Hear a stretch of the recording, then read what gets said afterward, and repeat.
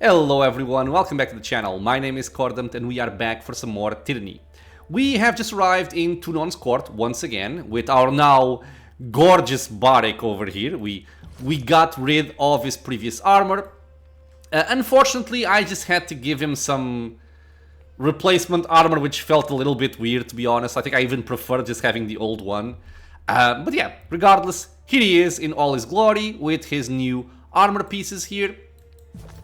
And we are about to go for our only quest right now, which is Final Judgment, to stand trial for our actions in the tiers.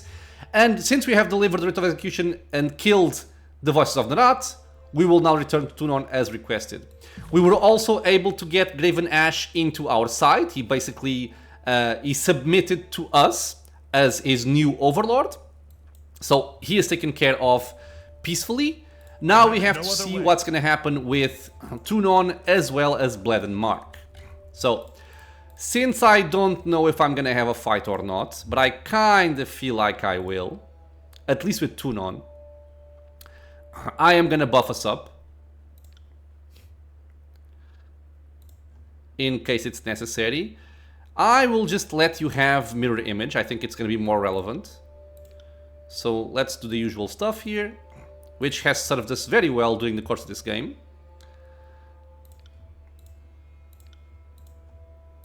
As you command. We can fast forward as well. I could have enacted an edict onto this area, but since I'm gonna try and do this peacefully, maybe they would have taken offense to me actually proclaiming an edict on their area, so I might as well just not do it and see how things go. Okay, so we are fully buffed. Let's go. Quick save. Ah, come on. Wait. Do I... Oh, I have to click him. Business out of the way, we change course to another serious matter. One that puts into question your conduct as a member of Kyros' loyal followers. Yeah, so I'm guessing this is our part of standing trial. You have made quite a name for yourself, Fatebinder. Stories of your deeds have spread through the tiers, and all of them have reached this court. Some actions have consequences. We will see what your actions have wrought. The court has its own charges to present, and invites you to answer for yourself. Honestly, if I have to think about the course of the game, I don't think I really did much to upset the order and law of things, right? We entered the old walls, but I don't think there's a way to not do that. We've sided with the disfavored most of the time. Well, we'll see. I expected as much. Bring on your charges. These proceedings are merely a formality. You have shown yourself to be a force of chaos and discord throughout the tiers. You cannot be trusted, and therefore must be destroyed. However, the law dictates a trial must be held. Okay, it's a good thing we actually buffed up then. The trial begins now. I recommend that you treat these moments with deserving gravity, as they might be your last. Don't attempt to lie or evade answers. I will judge you in the objective eyes of our overlord. Is that understood? At the same time, I think if the deal was closed and this was just a formality, they wouldn't make me go through the entire thing. So there might be a way to sway them in a different direction. It's understood. I don't recognize the authority of this court. Judge me. Yes, Your Honor. At least your civility remains intact. I will try to remain cordial and civil and professional. You are on trial for transgressing on the Overlord's authority, breaking the laws of the Empire, bringing mayhem to an otherwise orderly conquest, and meddling in concerns that fell beyond your station. Our directive to bring Kyros' peace to the tiers has suffered, and you will answer for the part you played. I don't really feel like I was bringing mayhem and... If you don't mind, Adjudicator, we are on familiar terms with the Fatebinder here. Should any inconsistencies require our input, we will add our voices as testimony. She nods to Rogalus and then turns to you with an unreadable expression. So I think this might have to do with the missives that we had with them. And it makes me feel like if we tell them everything, it can be used against us now. The court has inquiries into your conduct. I first call your travel companions to speak on your behalf as witnesses to your character or accomplices to your crimes. And I imagine this will play into the loyalty and fear meters as well. Who will speak on behalf of the Fatebinder? But I think I have the loyalty of all of them. The Ironclad Commander will step forward, if indeed he has the strength to walk. You want me to speak, Adjudicator? Barek self-consciously straightens his shoulders and steps forward. I've been treated with fairness and respect. As fine as anything the Legion ever gave me. The Fatebinder trusts my counsel. I've never seen a finer, more upstanding member of the court. There you go. Will anyone else speak on the Fatebinder's behalf? Scarlet Fury, you who sacrificed your old life for this one, step forward. Me? As if the likes of me has any business speaking in a grand hall before the Archon. Why, I've murdered enough folk to stack their bodies up to the podium 10 times over. Your Honor, the Fatebinder and I get along like a couple of cats. We scratch here and there, but there's respect to be had. Sometimes I think we agree on too much, but can't fight everyone. I'm actually surprised it's only showing loyalty 3, because I think I have like loyalty 4 or 5 with them. But maybe you only require this much, I don't know. I suppose I've had worse bosses, and I suppose I've had better friends. But this one's something special. I've killed for him, and I'll do it again. Will anyone else speak on the Fatebinder's behalf? Let the aged chronicler step forward. If it may please the court, I will speak true. I have had the honor and privilege of shadowing the Archon. A dream come true for someone so eager to witness history in the unfolding. I can say, with conviction, I am following greatness. See, I'm happy. I do right by them, they do right by me.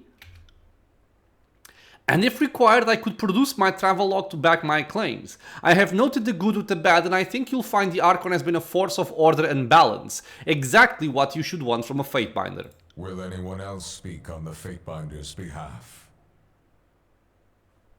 Them? No. Evidently not. Time has come for the Fatebinder to offer his testimony. Or is this because I didn't really play with the other ones? You resolved Kyros' Edict of Storms with a legal contrivance. Yeah. What's more, you spared Stalwart's ruling bloodline, circumventing the Edict's very purpose. Did you think the Overlord's fury was a riddle for you to unravel? Kyros didn't intend for the Edict to last forever. The Edict was mine to break however I wished. If the Overlord's will can be overcome by a legal loophole, don't you see the implication? Kyros is fallible.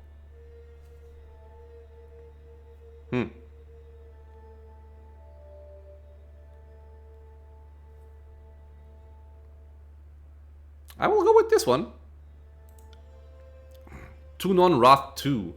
Your Honor, I move that this statement be stricken from the record on grounds of falsehood. Well, I messed up already. For a long moment, the only... I felt it was going to be messy, but still.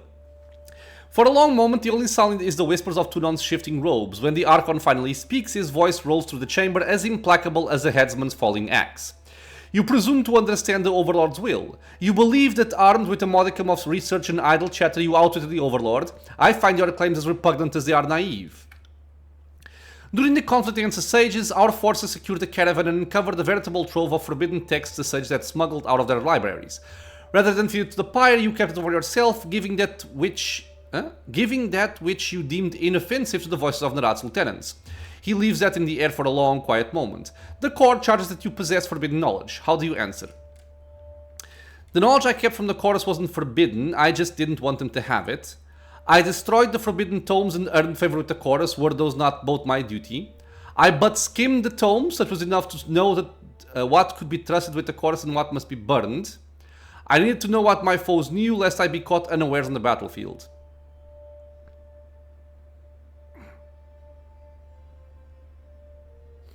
I'll go with this one here. The knowledge I kept from the chorus wasn't forbidden, I just didn't want them to have it. Then you falsely misrepresented the law to justify your rapacity. He peers down at you. I suppose that blatant corruption is lesser charge than heresy. Okay, I'm not doing very well.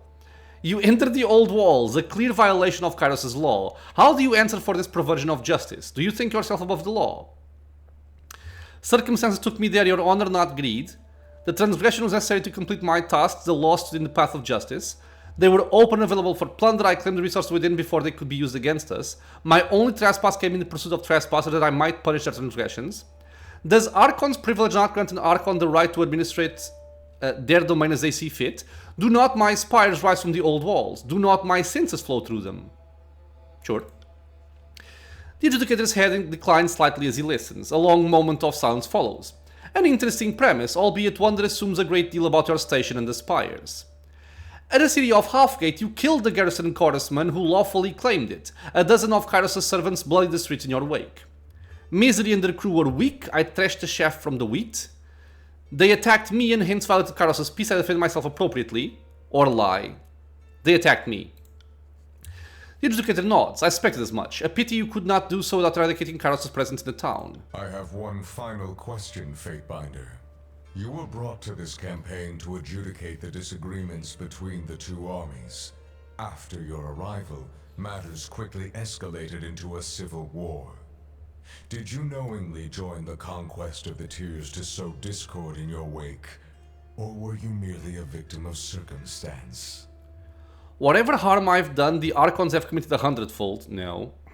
I recognized the Archons' corruption from the start. It was only a matter of time before they turned on each other, and I was prepared for that eventuality. I joined the conquest for the glory of Kyros, but I'm less certain that the Archons did for the same reason. You're not seriously weeping over the failed campaign on this backwoods land of savages. No. I think I'll go for this one. I joined the conquest for the glory of Kyros, but I'm less certain that the Archons did for the same reason. It's possible, even likely, that the Archons traveled south with their own agendas. I make no secret of the fact that the more worthy of the two would have inherited the Tears to rule as their domain under Kyros, and ambition got the better of them both. They were expected to conduct themselves in a professional manner, as were you. Rogulus, favor. Conduct aside, the fact that the Archon's corruptions is an assumed fact speaks to the success of his Fatebinder's mission. I don't know about the rest of you, he glances toward the other Fatebinders, but I find that mildly encouraging. I am finished with my line of questioning. Have you any closing remarks for the court? Okay. Though I have ever strived to bring peace and order to the shattered region, I recognize that our work is an uphill battle and well worth the struggle. The years have shown me that war and conflict can change the face of the Tears. I am the hammer that pounds ore into a workable shape. Kyros' peace is a lie. The Overlord holds dominion because we are ignorant to alternatives. The better Overlord stands before you, ready to define justice as he sees fit. I just wanted to say that I don't recognize court authority. No. Okay, I'll go for this one here. Though I have ever strived to bring peace and order to the shattered region, I recognize that our work is an uphill battle and well worth the struggle. The way you frame it, the conquest sounds like a matter of true personal investment. Most curious. After weighing the charges, this court finds you innocent. Hey! Against all reason or expectation, I find you innocent. Your testimony was sufficient to justify your deeds, your self-appointed authority, and your undermining of Kyros' law. I can hardly believe it myself. I think it's because we have a lot of favor with him. Tunon raises a trembling hand to his mask. But I think we also gain favor by doing things during the playthrough that go in accordance to the laws. So I think that's how we gain favor to him. Oh, sorry. He raises a trembling hand to his mask. Adjudicator, are you unwell? Rogulus takes a cautious step. Leave him. I want to see how this plays out. Khalil leans forward with interest.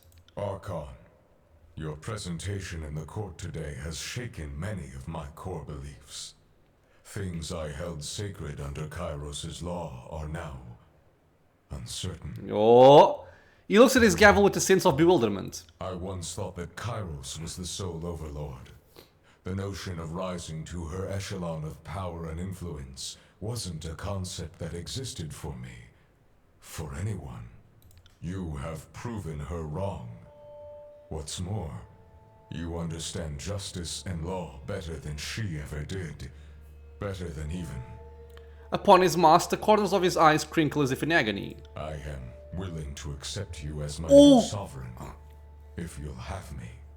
Okay, so I was hoping that he would, you know, side with me or something, but I was not expecting him to accept me as his new sovereign, kind of like discarding Kyros as a whole. I accept. Together we will rewrite law and lay the groundwork for a new empire. We can attack. I proved myself innocent of the charges of which you pre-condemned me. You do not deserve to adjudicate this court. Damn, that actually makes sense.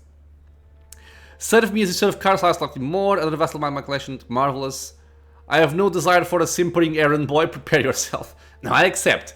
Together we will rewrite law and lay the groundwork for a new empire. My gavel and my justice are yours. I will execute your laws as you draft them, show mercy as you see fit, and bring to ruin all who would reject you.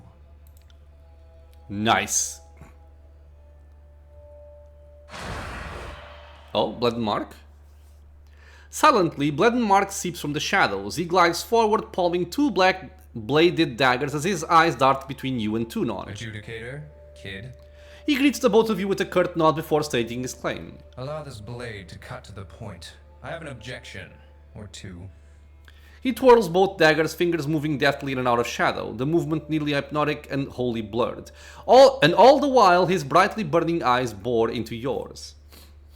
So you have subterfuge here, but only 20. Titter nervously. Buddy, old pal of mine, what's the problem now? Really? You have to do this now? Yeah, I don't like where this is going. I'm not some kid, I'm an Archon now. You do understand who you're messing with, right? Huh. I'll go for the second one. We gain favor. He smiles pleasantly, teeth gleaming in the darkness. Look, it's not like I have a grudge against you. I just can't let you live on Kyros' orders. I'm sure you understand. Huh. So we have a lore option. Kyros' mandate doesn't require either of us to die. We all need to bow to one another. Tunon is willing to swear to me. Why won't you? Just doing your job. I don't understand. Enlighten me. I'm kind of fearful of the very low requirement for the skill checks. Lore 30 only. I can tell you've been waiting for this, and she told you this personally, did she? Yeah, I'm kind of like poking him. Let's go for the second one. Kyros' mandate doesn't require either of us to die. We only need to bow to one another. Tunon is willing to swear to me. Why won't you? I would not so readily hand my leash to another. Really? Did you think I would allow myself to be used by someone like you? That you could send me to strike at the Overlord? No. I would feel your blood pool beneath my feet first. Okay, so you're confident that you can win this. It would appear the court headsman is determined to make his stand. Under normal circumstances, I would curb this behavior with a swift execution. However, we have long since abandoned normalcy. There will be a trial by combat then. God damn it. Mark's claim against your own. Justice will win out, and the will of the true Overlord will be evident for the living to witness. You may begin when ready, Archon. Okay, so one thing I just remembered that I wanted to change is that I still have my petrification spell memorized, which I'm guessing does nothing against Archons. I wanted to swap that for one of those close-up spells that does damage and has a very low cooldown to have some more consistent DPS, but I forgot. I will still try to defuse this if possible. You don't have to do this, neither of us has to die here. Without further word or warning, the Archon of Shadows splits into darkness. The lights in the room flicker and dim as he surges forward in attack. Your trial begins anew, Archon. Prepare to defend your title, your innocence, and your very life.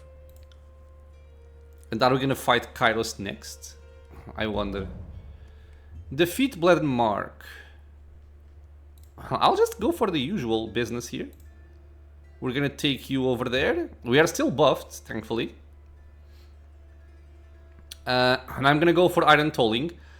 I think I remember that the Voices of Nerat was not vulnerable to taunt, but it still removes his parry and dodge, so it's gonna be good anyway. Verse will also do her job here, but she will start by setting him on fire. Then he's probably immune to prone, but I'm gonna try it. Then skewer, and then go for the rapid blow thingy. Lantry is probably gonna buff us up. And Barek will move forward for the Iron Tolling. I will still try to keep my people kind of separated in case he has some AoE abilities, and let's see how this plays out. I'm on it. Okay, so Barek is going for him. Iron Tolling here. Await my signal. Oh! Wait, what happened? Shadow Wave. He kind of went invisible. I think. Yeah, he's not targetable right now.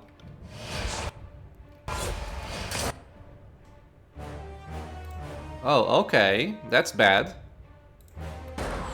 He went for me. Get away! Okay, so let's go for him. I think my Iron Tolling did nothing. Which sucks. So hit and hit. Let's have you do this and then skewer. He might go for her actually, but she's also well protected, so it's not that big of a deal.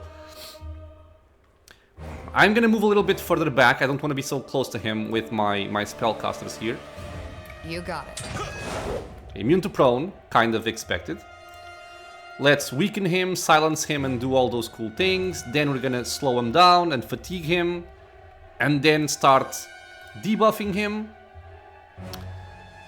Lantry...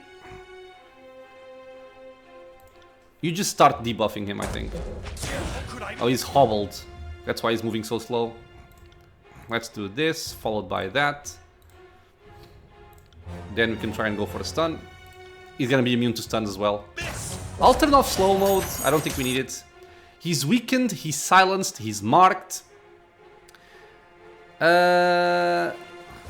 Lantry grazed, so he's not on fire or frosted, which is unfortunate. We're doing a lot of damage though. Yeah, Verse does a lot. Okay, so now he is bleeding. He is still not on fire. Assassin's Blood. Okay, so he does have a cone-shaped AoE. Let me see if I can actually turn him this way. That's good. Okay, just keep at it. Rebuff with this. Just keep murdering him. Icicle Storm going out. Let's just heal up. I don't want to waste time healing here. Or not having heals, I should say. Taking a bunch of damage. Now, I'm doing nothing right now, which means... What kind of cool things can I do? I can go for the spurting blood on him.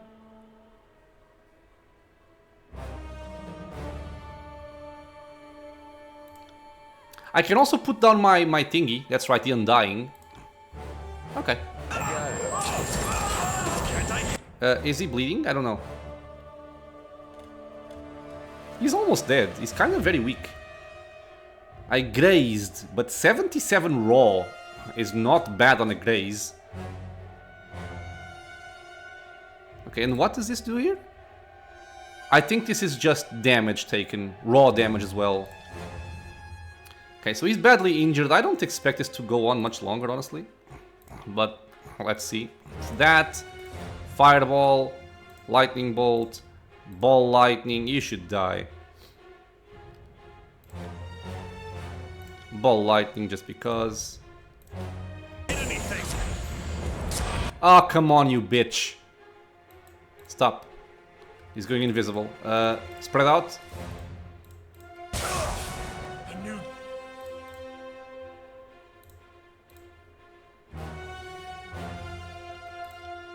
Take the time to rebuff. I'm on it. Where are you going? Where is he?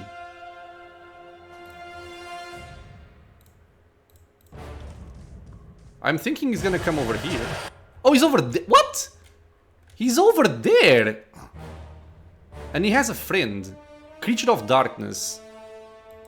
What the hell? Okay, you really want to walk against spellcasters? Okay. Sure. I'll allow it. I will allow it.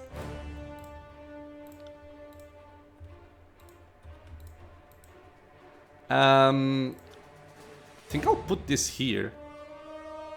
Well, let's see how that one behaves before I do anything. Let's just start with this and that. Oh, that's not very good. Wait up.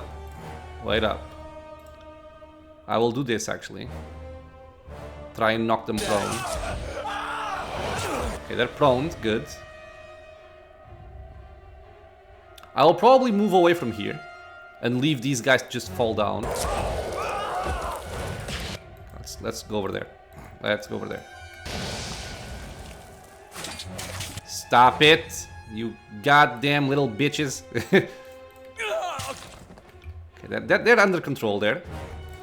Let's do this here. Keep that guy down as well. He's almost dead anyway, honestly. Oh, he's almost dead also. I will no. Think I'll just hit him. Right? It doesn't feel very difficult. I will aid you. He's taking so... Oh! He healed for 1600? What? That's not fair. Okay, okay. I see how this is. Okay, so now I think I need to kill these people here. Because they are gonna be annoying to me. As I am taking a little bit of damage.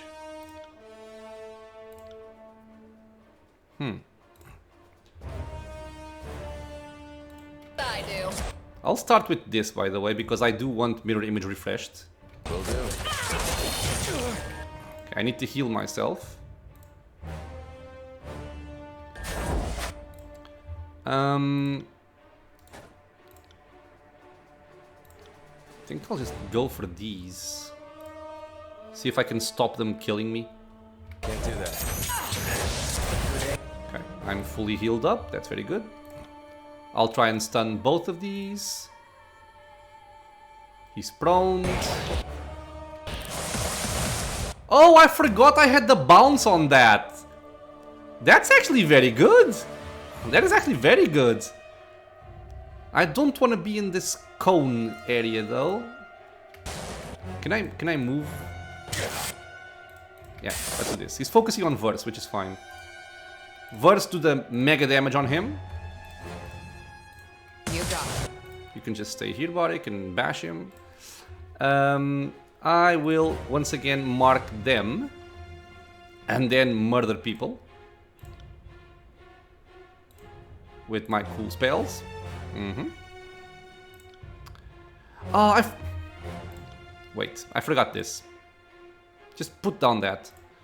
And you, Lantry, go for the fireball over here to hit these guys. I love that. It's so cool. And Verse tanks very, very well. She tanks very well. Okay, kill those two. Good. Let's rebuff with this. Very good. We have the banner. We do have the banner, so now we have a lot more damage than we had before. He is almost dead. I'm gonna ignore him for right now, I think. Do I have something I want to use against this guy? What does this do? No. Slowing the sands. Artifact. Go for him. Yes. He is slowed for, wow, for 20 seconds. The fact that he is vulnerable to that is kind of impressive to me. But I'm not gonna complain. He's dead. Rhyme Spike, that guy as well. I'll take care of it. Yeah, he is all sorts of dead right now. Just all sorts of dead.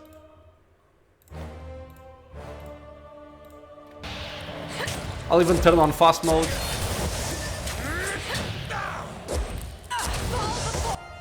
And down he goes. Golden glowing eyes, wide with surprise, the Archon tumbles to the ground, coughing blood as dark as the shadows that billow and ebb around him. He clutches at his shattered ribs and grins. Look at you. The surprise of a lifetime. Yeah, you were kinda stupid to go against me. He gasps, drowning as his lungs fill with blood. The light in his eyes dims as his pupils seep blackness, expanding to fill the whole of his eyes. A look of meaning passes between you, his fingers digging to the ground. Don't die too easily. Won't look good for me. Why the hell would I gain wrath with Tunon? This brightness is blinding. Master, if you'll join me upstairs, I will pledge fealty to you in the lawful manner. Sure. Okay, so we were able to at least get Graven Ash and Tunon, and we had to kill the Voices of Narat and Bled and Mark. At most, I would have liked to have Bled and Mark on my side. The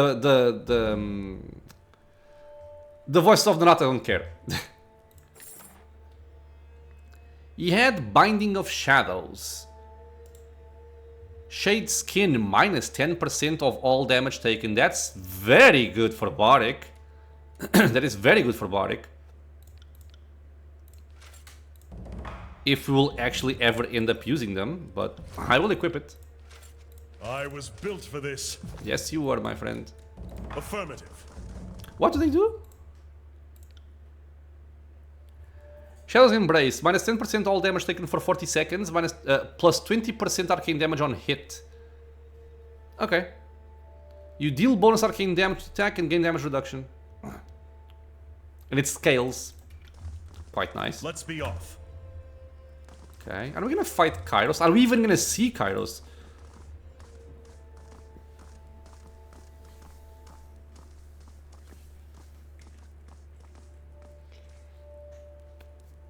Archon, change has come to the Tiers, and in time it will reach the Empire itself.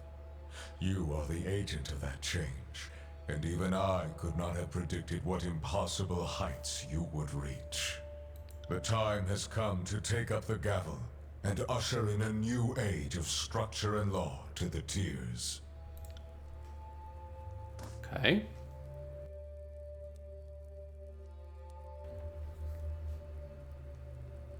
You will henceforth define justice for the rest of us. I will follow your lead and endeavor to follow your design. You gave me 346 rings? Why? Your loyalty and confidence are appreciated. As the ruling Archon of the Tiers, I submit to your authority and thank you for bringing order out of chaos. Alright. So everyone bows before me, even Tunon. Go and represent the strength of law. Be the example the Tiers require, the force that keeps them together, and the hope for their future under one rule. Let your justice know no mercy but that which you impose. Civilization itself will bend according to your design. Never forget this.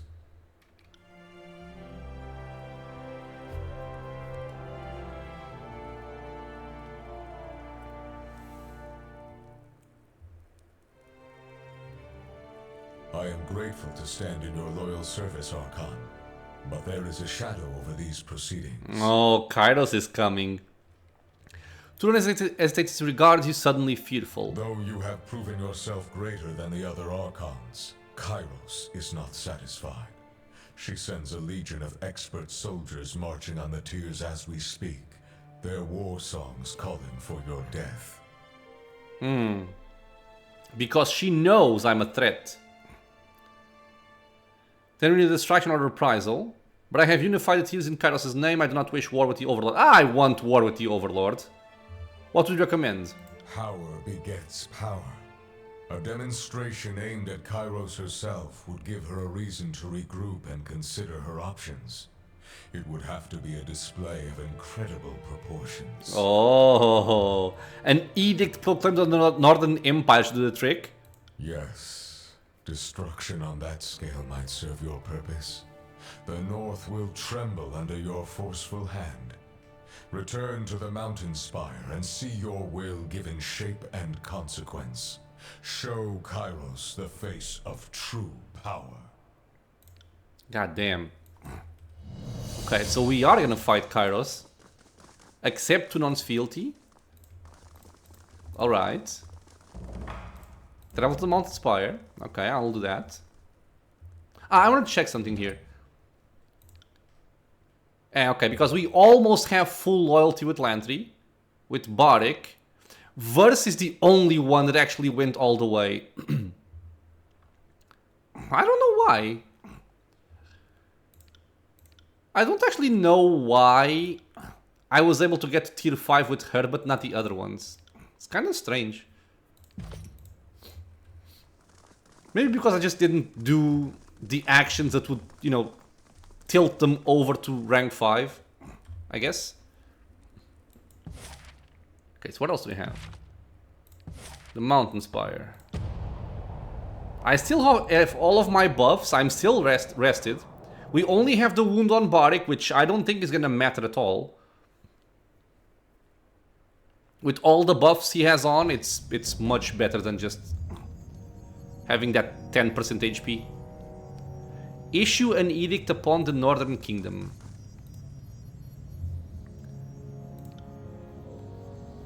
Ooh. Turn to your companions. Probably amounts to declaration of war against the Overlord, right? Ready? Any requests? Concentrate. I am the last Archon sending in the tiers. It's time to send word to Kyros the conquest is complete. Affirm your loyalty to Kyros and send news of your successful conquest to the Overlord. Okay, so we can kind of submit to Kyros, or we can attack him as well.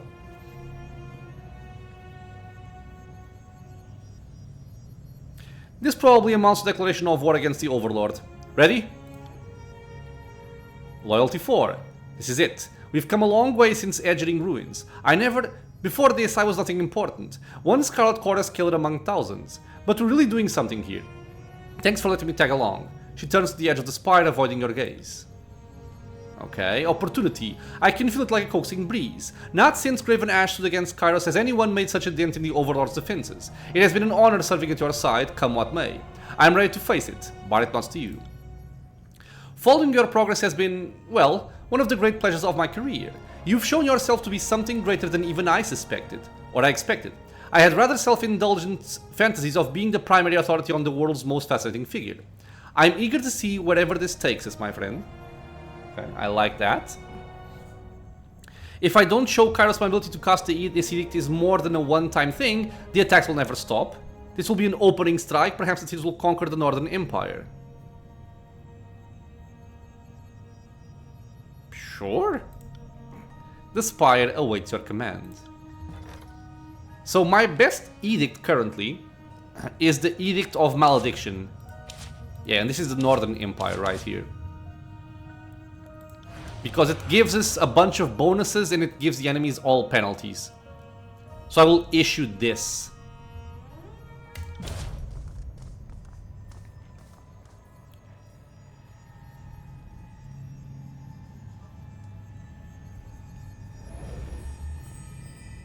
I'm very curious to what comes next, honestly.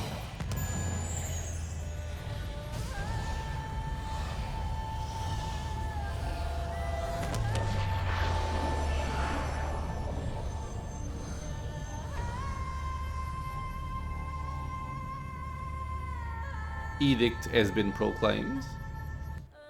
The Tears have been conquered, unified at last under a single banner.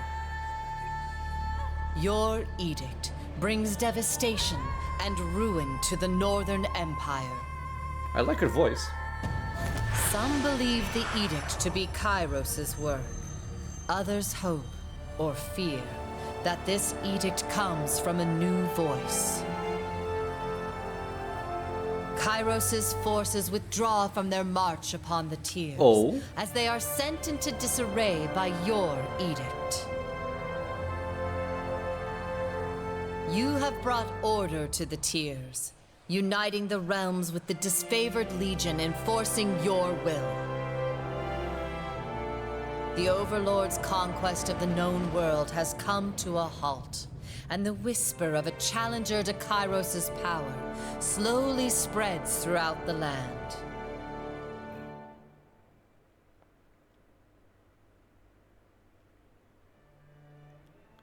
It kind of feels like the end, doesn't it?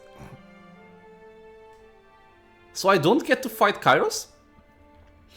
By casting the Edict of Malediction on the northern capital, you consign the Overlord city to an invisible plague of misfortune and calamity. The foundations of once proud buildings fracture under some unseen pressure, and whole districts empty as the city's infrastructure crumbles. Laborers brought in to repair the damage find their work undone hours or even minutes later. Citizens leave the city a ghost town and whisper among themselves how Kyros could allow such a curse to infect their homeland. As chaos ensued in the Northern Kingdom, the armies marching on the Tears received an unprecedented order. The armies were to fall back to the capital and ensure the safety of its people from the edict. For the first time in Kyros' great conquest, the armies retreated. Soon, questions would be asked, if in a hushed breath across the lands, about what new and terrible power had emerged that could force the hand of the Overlord. You fulfilled Kyros' decree, and all the Tears is now ruled by a single Archon. Your former rivals have either submitted to you or perished, bringing the civil war to a close. The Scarlet Chorus may have been mighty in numbers, but that didn't stop you from thoroughly scattering them, cutting off the Serpent's head and sending each of the gangs howling back to the chaos they sowed. How the remnants of the Horde occupy themselves without a war to fight becomes a topic for nightmares. It was thought that this favored would never rally under another general, but by enlisting Raven Ash to your cause, you managed the next best thing. Controlling the Archon to harness the power of the strength of the Northern Empire. You reorganized their old-fashioned regiments into a new chain of command, placing yourself at its highest authority. The Legion's victories spread beyond count, and your soldiers train hard, preparing for the retaliation to come. Under your guidance, those who resisted the conquest and sowed discontent are vanquished, their rebellion brought to a decisive end. Any lingering question of who is true ruler of the Tears is answered by your impact on the reconstructed nation. Word of your success spreads beyond the Tears as well. Even the most distant corners of the Empire whisper of the Fatebinder who rose to become an Archon, and an Archon whose intervention shattered the conquest, making way for a new future in the devastated nation. Uniting the Tears under the banner of the Disfavored was never your directive, and yet you performed it admirably, consolidating the Overlord's forces under your rule and grouping the Tears for their place in a new order. The same people who once hurled curses across a siege soon learned to think of themselves as part of a greater whole extending beyond their modest borders. With the Edict of Stone dispelled, the earth around the Stone Sea finally settles, leading everyone to believe the realm of Azure will return to its former glory. But the ritual used to end the edict blighted the land to such a degree that nothing will grow, no matter how hard anyone tries. I expected that much. With determination, some are able to start small seedlings, but nothing ever comes of it. Aww. The memory of Cairn as a great force of destruction remains as a monument of inert rock. Most agree that the world is better off without the Archon of Stone, as the people of Azure begin to slowly reclaim the land that was once torn asunder by his power. As the strongest and oldest of their kind, the death of the Stone Stalkers is a blow to Beastman culture. Because we killed them all, yeah. Their demise also brings centuries of oral traditions to an abrupt end. The local tribes never recovered from terrible loss. With Cairn's essence preserved and the lands of Azure permanently blighted, the Earthshakers returned to the Disfavored.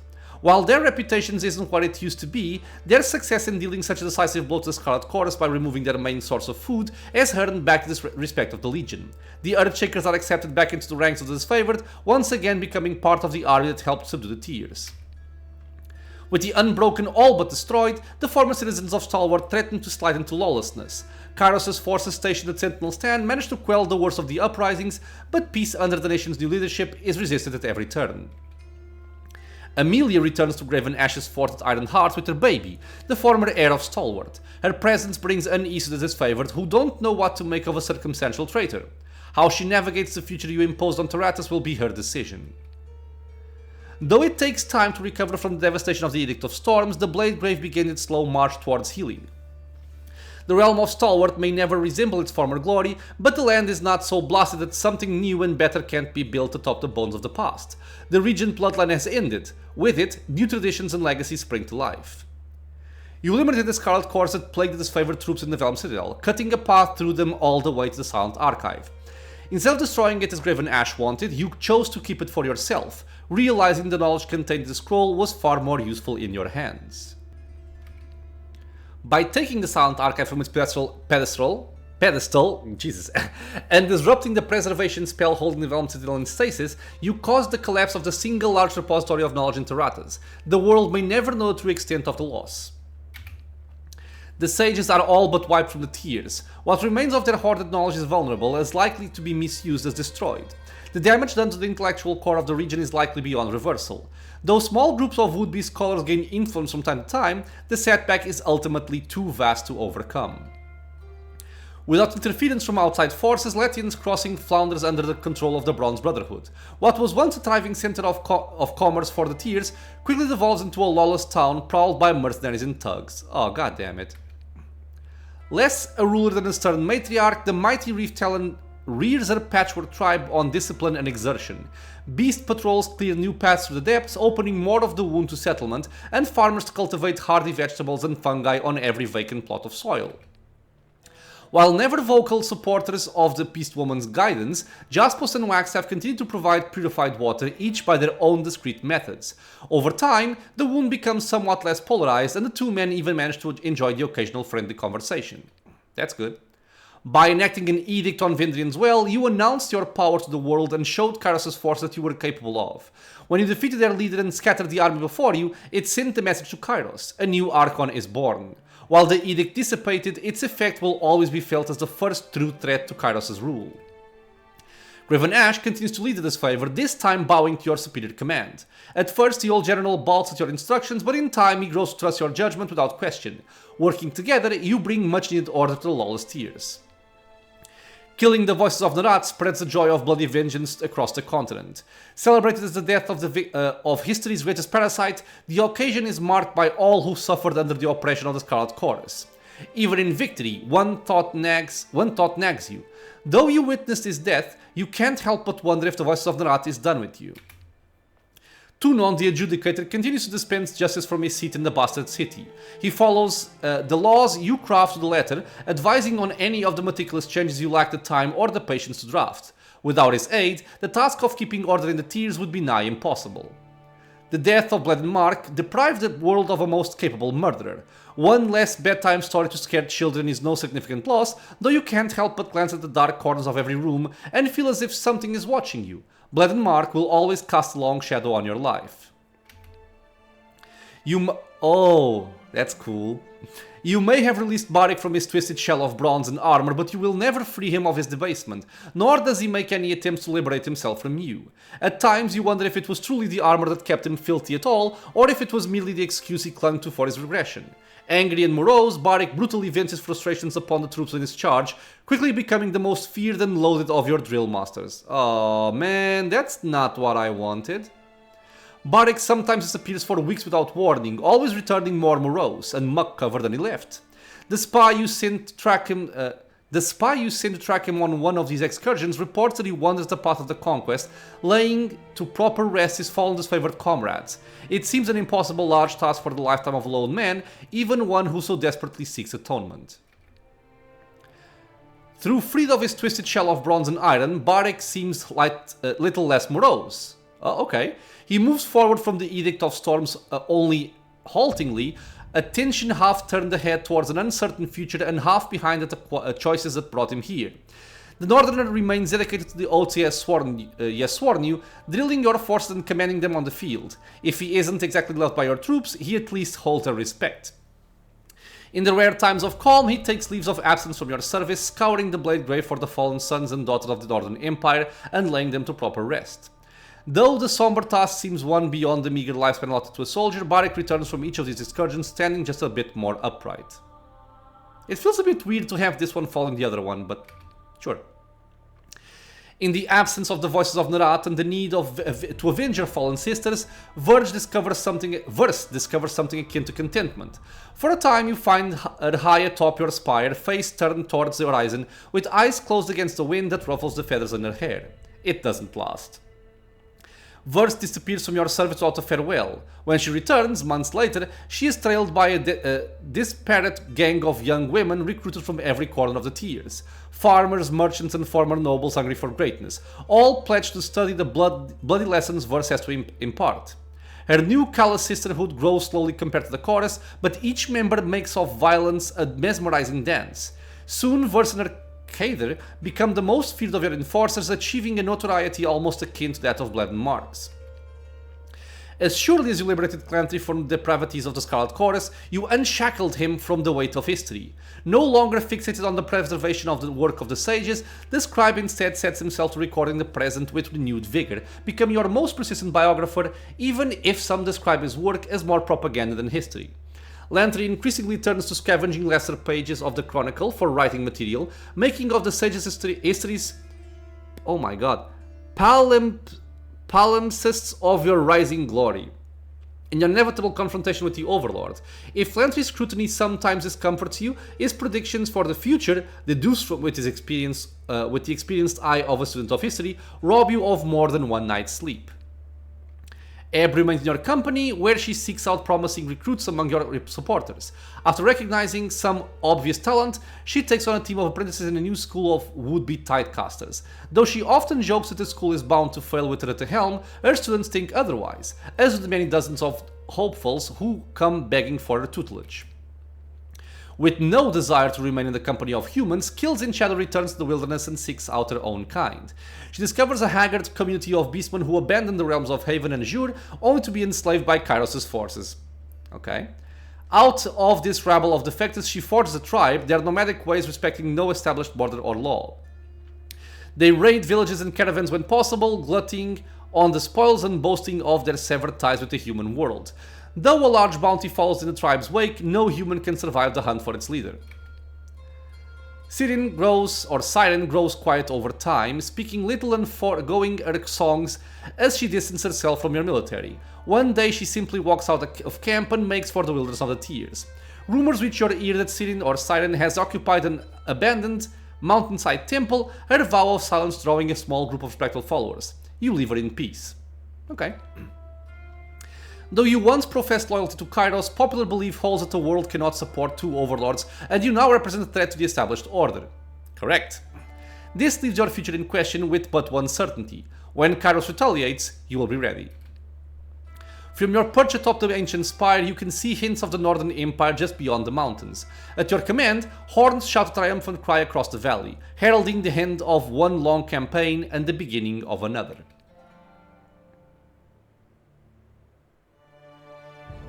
Okay. Okay.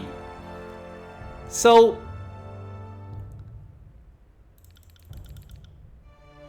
Okay. So, there really is no meeting of Kyros. There's no fighting Kyros. And I will say, on the one hand, I actually prefer that we don't get to see her. That way she remains like a mystery and some kind of mystical being, which apparently might be someone that's no more than us, just a regular human but with lots of power. I don't know. But I have a lot of things that I'm thinking about right now, but I'm not gonna go over them all. It would take too long. But I will say this. I fully get all of the initial comments I got when I started this playthrough of people saying that this was a great game and they were very sad that it never got a sequel. Yes, I agree. I think this deserves a sequel. I mean, I think the ending as we got it is satisfying enough for me to leave it alone, and I'll call it done. It's a great game.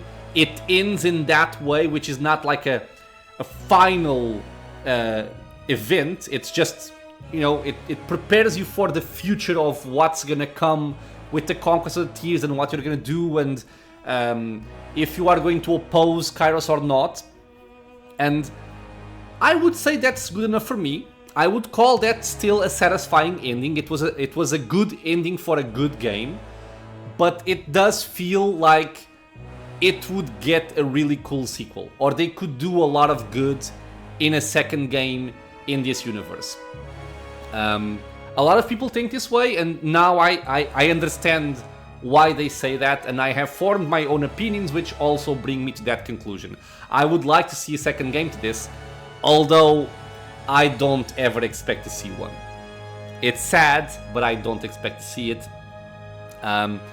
Even with the making of Avowed after Pillars of Eternity 2, I think it goes to show that they're not really interested in going for this more classical type of cRPG, but again, I'm not gonna go too much into that.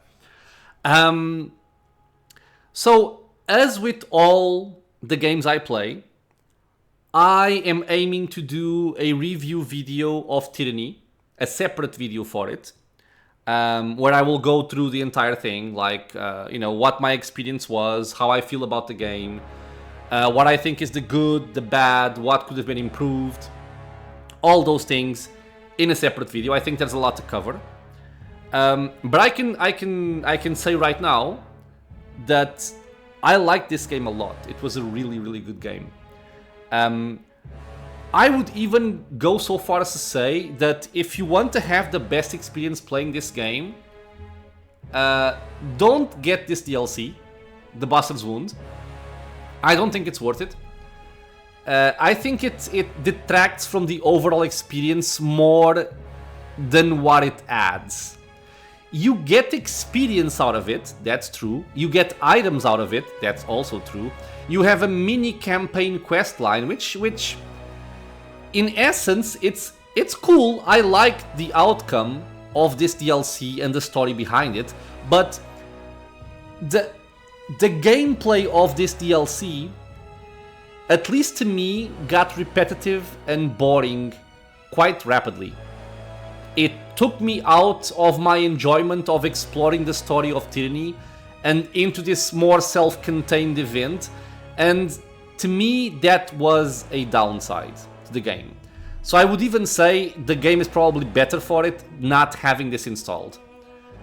This one, I don't even know what this does. To be honest, I don't know what this does. I'm guessing it incorporates itself with the story, so I don't really know what to say about it because I don't know what it does.